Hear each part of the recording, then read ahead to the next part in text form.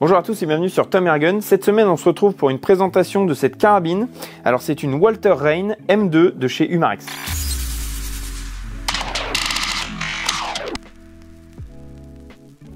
Alors, cette version M2 vient remplacer du coup la première version de cette Reign qui avait été un fort succès il y a quelques années. Voilà, maintenant elle arrive avec un design vraiment très compact.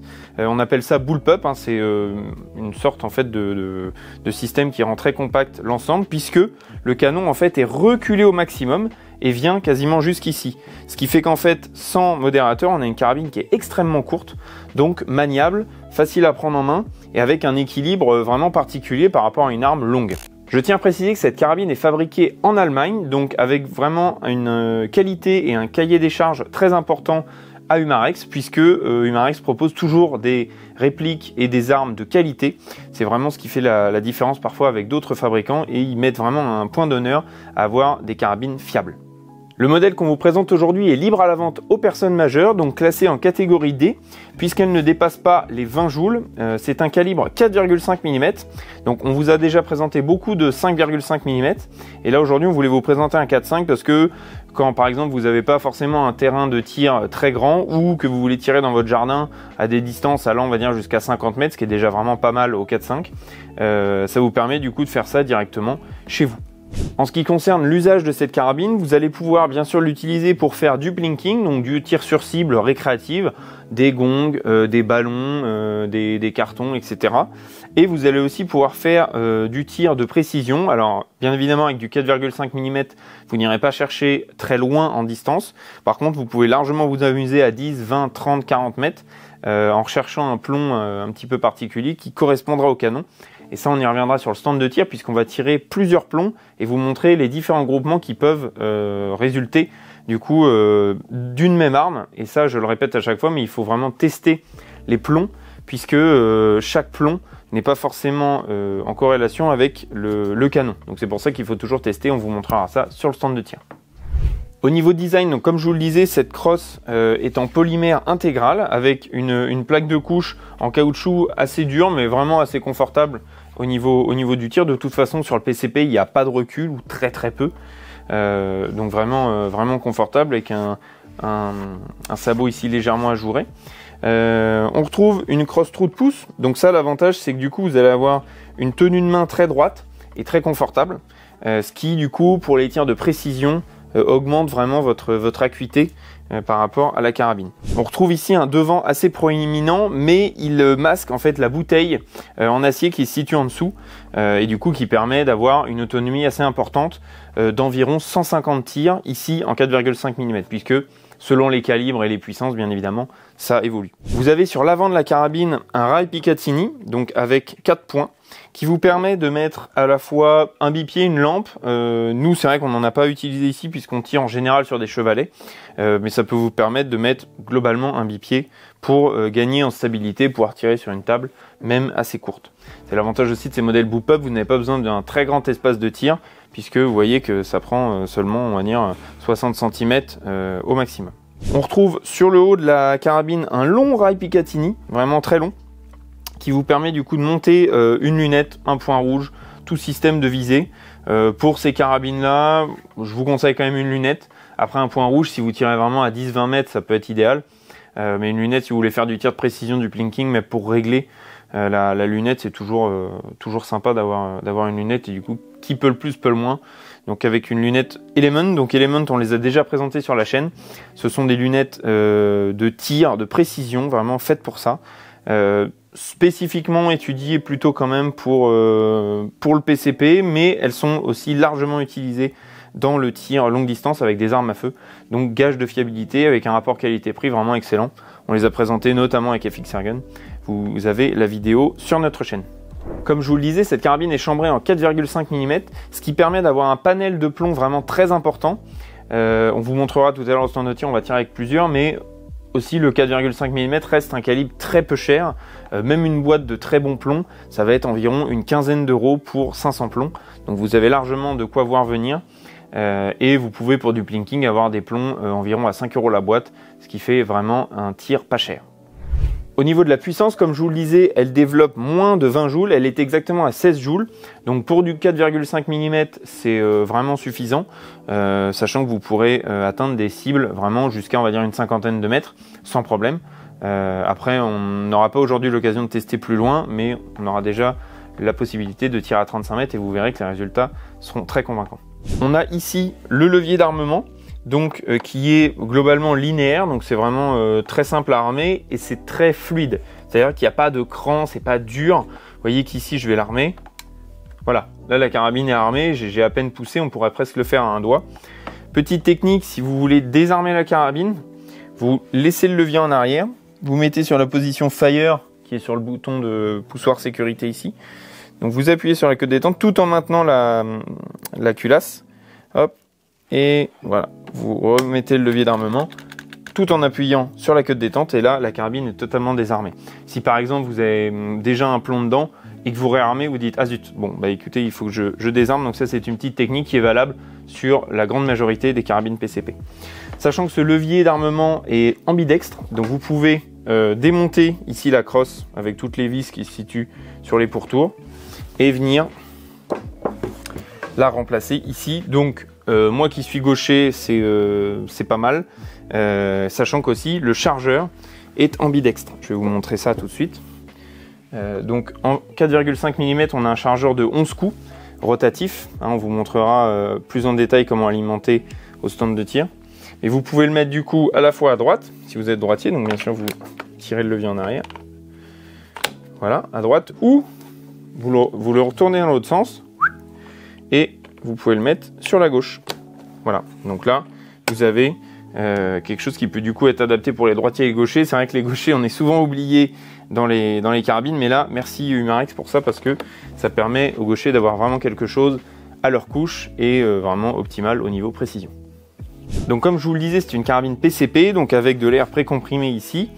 On a le manomètre de bouteille qui se situe sur la droite, donc elle peut monter jusqu'à 230 bars, ce qui vous donne, comme je vous le disais tout à l'heure, une autonomie d'environ 150 coups à pleine puissance, donc à puissance régulière. Après, forcément, dès que vous passez en dessous d'un certain seuil, la puissance est amoindrie, mais ça vous permet déjà quand même de tirer une belle session. Ensuite, pour recharger, vous avez ici un petit embout, du coup, qui est ici, voilà, qui est normalement plugué comme ça. Vous le retirez. Voilà, donc il y a des petits joints toriques justement pour éviter que ça fuit. Et vous avez dans la boîte du coup un adaptateur de chargement. Donc c'est cette partie-là qui est en couleur un petit peu éteint. Cette partie-là, c'est un adaptateur. On le propose aussi sur le site pour pouvoir vous raccorder en Quick Connect sur votre bouteille, sur votre pompe ou sur votre compresseur. Donc voilà, là vous avez quelque chose, ça c'est fourni dans la boîte et ça c'est en option, on vous mettra le lien dans la description. Donc tout simplement, vous venez plugger ici le fil probe, l'embout de chargement, et voilà. Et après vous venez vous brancher en Quick Connect ici pour charger la carabine. Je vous conseille bien évidemment de la charger avant la première utilisation, puisqu'en général les carabines sont livrées alors soit complètement vides, soit avec assez peu d'air, juste pour étanchéifier les joints. Mais sinon c'est important de la charger avant la première utilisation. On a un canon sur cette carabine de 500 mm, donc 50 cm, ce qui permet quand même d'avoir déjà une belle précision. Ce canon est fileté en 1,5 par 20 UNF, qui est le filetage classique du PCP, qu'on va retrouver à 99% du temps. Donc ici on a mis un petit modérateur de son de Niefel Tonto, qui est on va dire le modèle entrée de gamme et qui fait, vous allez le voir, très bien le job. Et d'origine vous avez un petit frein de bouche qui est livré avec cette reine, donc en fonction du style que vous voulez lui donner et aussi de la discrétion que vous voulez avoir. Sachez qu'avec le frein de bouche ça fait quand même un petit peu plus de bruit, puisque bien évidemment le modérateur de son vient étouffer le son, et vous allez voir tout à l'heure que ça fait absolument aucun bruit avec le modérateur de son. Petite précision aussi, vous avez entre le réglage on va dire sans modérateur de son et avec, vous avez peut-être parfois une petite différence. Alors ça dépend aussi des carabines, donc il faut vérifier tout ça pour que vous ne soyez pas surpris si vous enlevez le modérateur un jour d'avoir des groupements différents. Alors en plus du chargeur du coup et de l'embout d'adaptation ici de chargement, on va retrouver dans la boîte, je vous le disais, le petit frein de bouche Vous avez un jeu de clé Allen aussi pour pouvoir démonter la carabine si vous voulez entretenir les joints, les graisser, etc. Et vous avez un petit manuel d'utilisation que je vous conseille vraiment de lire puisque c'est très intéressant pour pouvoir utiliser au mieux votre carabine. Et vous avez aussi un petit guide d'entretien et de précaution fourni par Umarex. Donc voilà, pour ceux qui démarrent dans le PCP, c'est toujours intéressant de lire ça. C'est des petits carnets, ça fait quelques pages. Donc pour bien connaître votre carabine et pas faire d'erreur, je vous conseille vraiment de lire avant aussi votre premier tir. Ce que je vous propose maintenant, c'est d'aller tester cette carabine sur le stand de tir. Donc on va tirer avec 3 plombs différents pour vous montrer à 35 mètres à la fois les différences de groupement et du coup la précision en fonction de chaque plomb. Il se peut qu'il y ait quelques surprises. On a bien évidemment fait nos tests au préalable de cette vidéo. Mais vous allez voir en direct sur le stand de tir ce que ça peut donner. Donc bah écoutez, c'est parti. Et puis on va aussi mesurer les vitesses avec le chronographe qui nous permettent de voir globalement la régularité en fonction des tirs. Là, on a une bouteille qui est quasiment à fond, un peu plus de 200 bars. Donc on va pouvoir tester ça en toute sécurité. On se retrouve sur le stand de tir pour du coup essayer cette Reign M2. Alors, on va aujourd'hui essayer plusieurs plombs. Tout d'abord, les JSB Exact, ça c'est le grand classique traditionnel, mais qui fonctionne en général toujours bien. Et j'ai envie de tester après des Crossman, plombs domés. Donc un petit peu le même style que les JSB, mais voilà, un peu plus arrondi.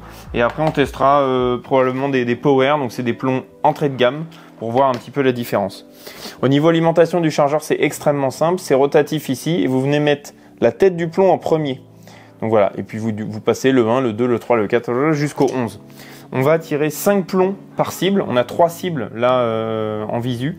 Donc on va commencer par les GSB, on fera les Crossman et on finira par les Power. Donc c'est parti. L'avantage c'est comme je suis gaucher, je mets le chargeur à gauche. On a le chronique qui est branché. Donc c'est parti. On va pouvoir mesurer aussi les vitesses. Donc je me place dans la cible. On zoome. Donc là, de toute façon il y a une caméra qui filme là-bas. Donc on aura les résultats directement.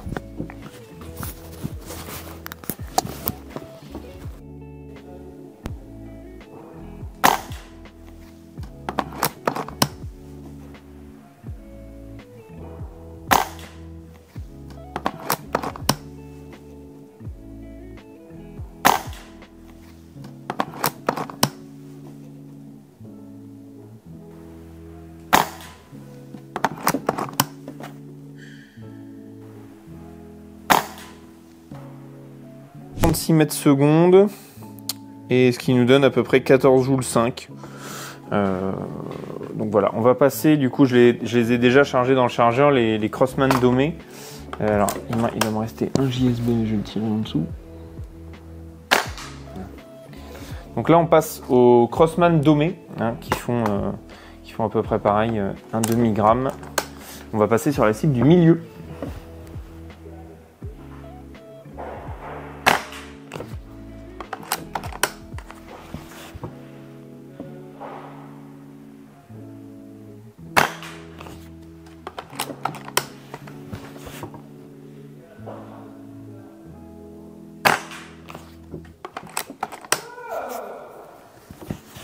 Alors la queue de détente est très agréable. Le départ est franc, il n'y a aucun recul et vous voyez que ça fait absolument aucun bruit.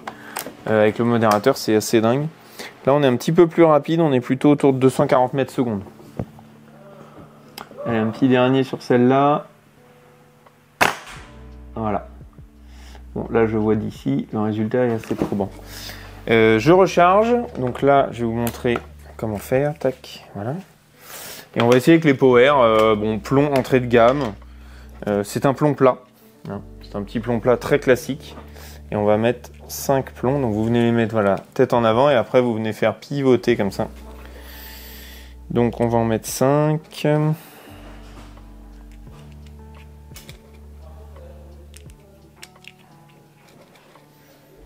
Tac, voilà, 5 plombs et on est reparti pour une session. Alors là, je vais essayer de viser à droite. Bon là, Arthur est en train de décaler la cible parce que l'appareil photo est légèrement dans l'axe. On ne sait jamais s'il y a un plomb qui décale, donc on va le mettre en sûreté. Et puis on va pouvoir du coup finir la session de tir. Sur la session précédente, du coup, avec les Crossman, on était un petit peu plus rapide, donc un peu plus de puissance aussi. Allez, donc on se recale. Là, le chrono est toujours en route. Donc c'est parti avec les power. Alors je sais pas du tout ce que ça va donner, parce que c'est des plombs vraiment entrée de gamme. C'est parti.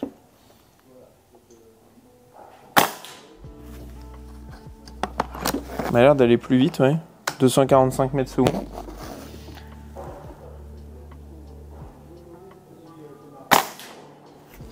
Ok.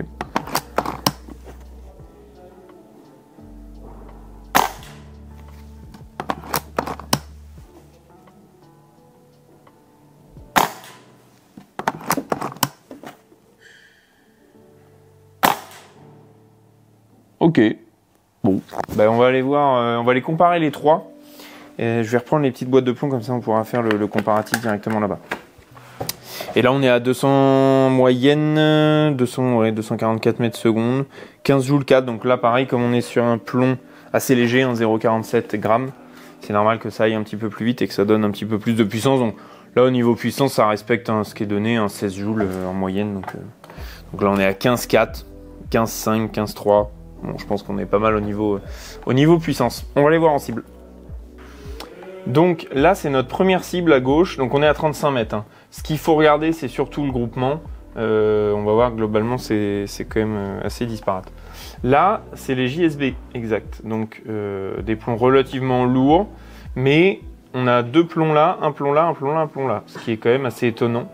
Étant donné, mais bon, comme je vous disais, du coup c'est pour ça que c'est intéressant de tester chaque plomb avec chaque carabine pour vraiment voir le groupement. Donc là, peut mieux faire. Ensuite on se retrouve sur la deuxième cible, donc là c'est des Crossman domés, pareil donc en 4-5, avec un très beau groupement. Franchement il y en a un tout petit flyer, mais là on est dans un ongle. Hein. Donc à 35 mètres, ce qui est pour du 4-5 très intéressant. Donc vraiment là, entre guillemets, bonne surprise, puisque ce sont des plombs, on va dire, moyenne gamme. Et ensuite, on se trouve sur la troisième cible, donc avec des plombs Power, vraiment des plombs entrée de gamme, bon, qui sont fabriqués quand même par H&N, il faut le savoir, mais des plombs entrée de gamme avec une charte qualité un petit peu moindre que ces deux-là. Mais le groupement est correct pour faire du plinking. Voilà, on s'imagine si on reportait le groupement ici, on serait quasiment tout dans le orange. Là, on serait vraiment pile centre, et là, on serait un petit peu éparpillé. Donc voilà, très intéressant toujours de faire la comparaison et de tester, sachant que voilà, des plombs ça ne vous coûte pas très cher, donc vous pouvez prendre plusieurs boîtes sans souci.